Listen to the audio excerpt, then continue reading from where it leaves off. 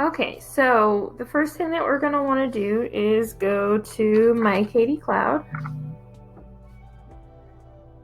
It's mykatie.kdisd.org and log in. And then you'll see your most commonly used things at the front. You'll want to type in catalog or library. Any of these three works. Just click on that. And you'll find your school, which is Tompkins, the very last one. And then if you're just going to search, you can go ahead and click catalog and begin searching over here. If you want to place a hold, though, you need to make sure you're logged in. So click that little login button on the right-hand side and log in using your normal ID number and password. And then we're going to start searching for some things. So let's say I want to do my project on the environment. So when I search environment, I'm going to get a whole bunch of results, but you are probably not going to want to look through that many. So you're going to want to refine your search. So this project you're doing is nonfiction. So in the sublocation right here, you're going to want to choose nonfiction as your sublocation. That will show you only nonfiction books, right? And you're probably also going to want to select book only. There probably won't be many things that aren't books popping up, but that'll help you a little bit. So that brings out about 100 of the books that we would have seen before. Right? You can start looking at them. You can read a short synopsis right here. You can see some tags of some of the other things that it talks about to see if they interest you. And down here in the publication info, you can pretty often see the page number. So if you have a minimum page number that you want, about 100, I believe, check with your teacher, but I believe you want at least 100 pages. So if it says anything less than 100 here, it's not going to work for you. Right? And if you decide you wanted to hold that book and pick it up in the library, you can click hold right here. But remember, it takes us about 24 hours for us to fill that hold. So place a hold on it, and you'll get a message on Canvas, and then you come the next day to pick it up. Whether you're KVA or in person, you can do that. So let's say you are still not finding what you want. Another way you can search is using the power search right here. And you can type in extra keywords. You can use the Boolean operators and, or, and not. So maybe I want to type in environment and, let's say, pollution. I want both environment and pollution. Right? I can change my sublocations here to clear all. And then I want to check nonfiction only. So I make sure that I don't have to look through all those other things. Make sure I click OK. It says nonfiction there. Right? I can change my circulation types if I want, but it's not really a big deal. So I'm going to go ahead and do book and then click search. Right? And then that gives me only 11 that I have to look through. So that helps me eliminate a lot of things. Another thing I can do is if I didn't find exactly what I want, but I don't want to start over, I can click refine my search, and it takes me back to the page that I was already on. And if I want to add another thing, I can add not. Maybe I don't want fossil fuel. I only want plastic.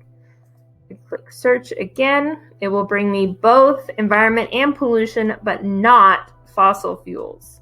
So then that would let me, not perfect, obviously, sometimes this is probably going to have something about fossil fuels, but it'll help eliminate some of the things that we don't want. Right? You can also check within here. If you find a tag that you like, click on that tag, and it will bring up everything that has that same tag for you. And then once again, if you find a book that you want, you can click hold it right here, and then we'll have it ready for you the next day in the library to pick up. There are a couple other places that you can find some books to use as well, especially if you're KVA. We do have a couple books on Mackinvia that you might be interested in, and they are multi-user, meaning any number of people can use them, so every single student can use them if they need to. So what you'll do is log in using your normal ID number and password. If it asks you to select your school, you'll select Tompkins High School. It might have an H in it because they spelled it wrong at one point. I think it's been corrected now, but just in case. So you'll want to click on this right here. I've put a couple books in here that might be useful for you. Just double check with your teacher to make sure they fit the requirements, but there's some in here. You want to make sure you avoid books that are collections of articles. So things like opposing viewpoints, where they have, point and counterpoint, one side versus the other arguments. Those are not going to work for this project. But books like this that are more of a standard nonfiction book, just online, you will probably be able to use. Just double check it. So this is a climate change one. We've got economic inequality. We've got petroleum and its perils, so natural gas, global pandemic threats of the past, and then racial profiling, everyday inequality. These are all multi-user books, so any number of students can use them. If you're not able to make it to a library, if you're KVA, or if you're not able to order something, these might be an option for you.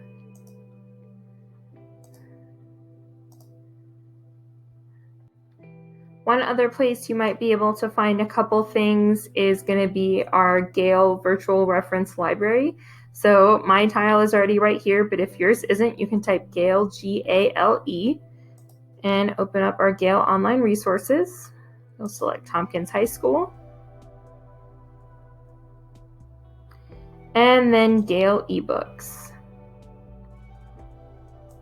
So a lot of these are going to be that style where you've got the point and counterpoint short essays by one author and then another essay by another author. But there are going to be some in here that you could use.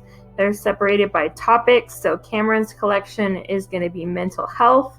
There's also environment. There's some multicultural studies, science, social science, technology, etc. You'll just have to look at these to be able to tell whether they'll work for you. So let's say, I know this one is not, because it's one of the ones that has the essays, global insights as well. So in here you can see the table of contents, and in the about this publication it tells you how many pages. Again, it needs to be over, I believe, 100 pages. So when I look in here, and I look back at the table of contents, once I make it there,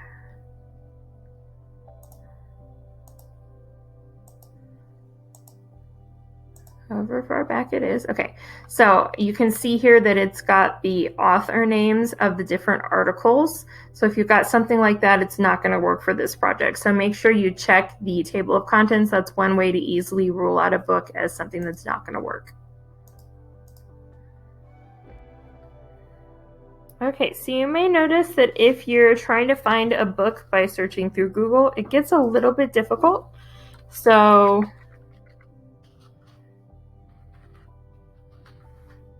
if I search, for example, environment nonfiction books, I'm going to get a lot of different results. One of the things that I like to use to help me narrow down my choices is Goodreads, because it gives you reviews by normal people reviewing the book, not by professionals. So it'll give you an idea of what's in the book and what other people thought of it. Was it easy to understand? Was it hard to understand? So for example, let's look at The Sixth Extinction. Right, and you can see other people's reviews. They give you information about what they thought about the book. This one's very in-depth. So it gives you a better idea of what you might find in the book when you can't see it in person, especially if you're having to order through a website like Amazon or from Barnes & Noble or a local bookseller like Katie Budget Books or Blue Willow Books. It gives you a better idea of what's going to be in there without being able to actually flip through it. Right, and you're going to want to avoid anything that has, in general, lots of multiple authors. There could be maybe 2 or 3 that are collaborating together. But if you see a long list of authors, that's probably going to tell you it's one of those books that has the multiple authors for different articles. A couple different things that you can do to help you search is use the little tilde, this little squiggly line in front of a word, and that tells Google to search anything similar to that. So if I want to search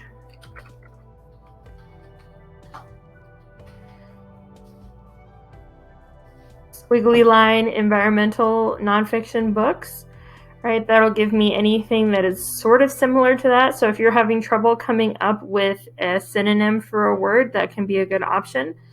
Another thing that you can do is put a minus and the word that you want it to ignore. So maybe I want it to ignore plastic. I want to do only natural gas related pollution. And then it would take out anything that's related to plastic and focus only on everything else. Right? If you wanted to search a specific term, you could put it in quotation marks. So,